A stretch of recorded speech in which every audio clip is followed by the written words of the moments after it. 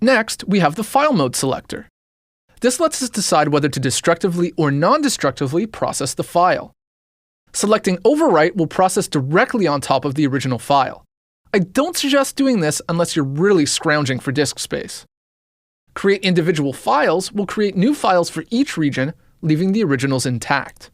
I would pretty much bank on using this most of the time.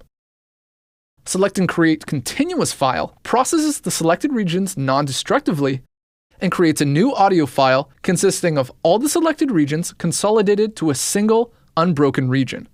This mode is super useful if you're assembling a composite from multiple takes. It isn't available when the selection reference is set to region list. Let's just leave it set to create individual files. The last thing we need to look at is the Process Mode selector. Right now, we only have one region selected. But if we had selected multiple regions, this would really come into play.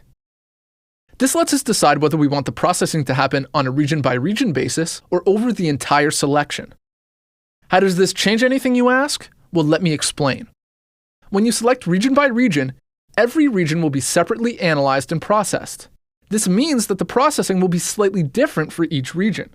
While this will take longer, you'll probably get the best results, so I recommend selecting it. Hit Process. Notice that there's a new region in the regions list named Drums 7EQA00. The naming here is automatic.